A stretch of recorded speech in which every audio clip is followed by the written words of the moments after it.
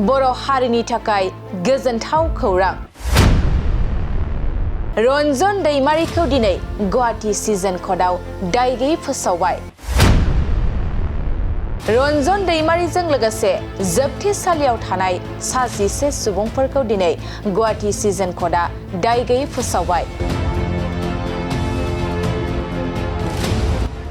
हारिनि थाखाय न' बां गारना आखायाव हाथियार लानानै सान-हर गोख्रों खामानि मावबोनाय बिथां रनजन दैमारिया CBI केसआव दासिमबो जोबथेसालियाव जोबजानानै दंमोन आरो बर' हारिनि सासे गोख्रों हारि अनफावरि जोहोलाव बादि खामानि मावबोनाय बिथां रनजन दैमारिखौ जोबथेसालिनिफ्राय उदां जानायखौ बर' हारिनि गासै सुबुंफ्रानो लुबैयो। थिग बेनि गेजेरावनो दिनै बर' रायजो राजाफोरनि थाखाय गोजोनथाव आरो हां मोननाय खौरां मोनदों। गोजोनथाव खौराङा बेनोदि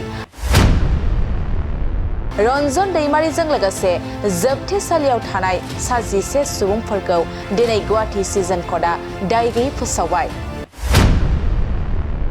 बर' हारिनि थाखाय गोजोनथाव खौरां। रनजन दैमारिखौ दिनै गुवाहाटी सिजन कर्टआव दाय गैयै फोसावबाय।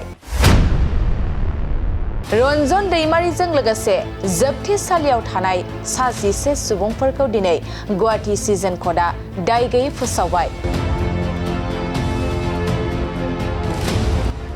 हारिनि थाखाय न' बां गारना आखायाव हाथियार लानानै सान-हर गोख्रों खामानि मावबोनाय बिथां रनजन दैमारिया CBI केसआव दासिमबो जोबथेसालियाव जोबजानानै दंमोन आरो बर' हारिनि सासे गोख्रों हारि अनफावरि जोहोलाव बादि खामानि मावबोनाय बिथां रनजन दैमारिखौ जोबथेसालिनिफ्राय उदां जानायखौ बर' हारिनि गासै सुबुंफ्रानो लुबैयो। थिग बेनि गेजेरावनो दिनै बर' रायजो राजाफोरनि थाखाय गोजोनथाव आरो हां मोननाय खौरां मोनदों। गोजोनथाव खौराङा बेनोदि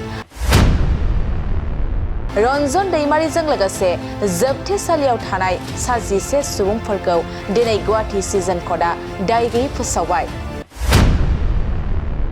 बर' हारिनि थाखाय गोजोनथाव खौरां। रनजन दैमारिखौ दिनै गुवाहाटी सिजन कर्टआव दाय गैयै फोसावबाय।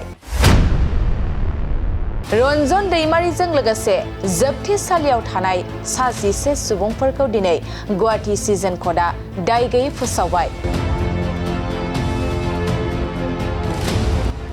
हारिनि थाखाय न' बां गारना आखायाव हाथियार लानानै सान-हर गोख्रों खामानि मावबोनाय बिथां रनजन दैमारिया CBI केसआव दासिमबो जोबथेसालियाव जोबजानानै दंमोन आरो बर' हारिनि सासे गोख्रों हारि अनफावरि जोहोलाव बादि खामानि मावबोनाय बिथां रनजन दैमारिखौ जोबथेसालिनिफ्राय उदां जानायखौ बर' हारिनि गासै सुबुंफ्रानो लुबैयो।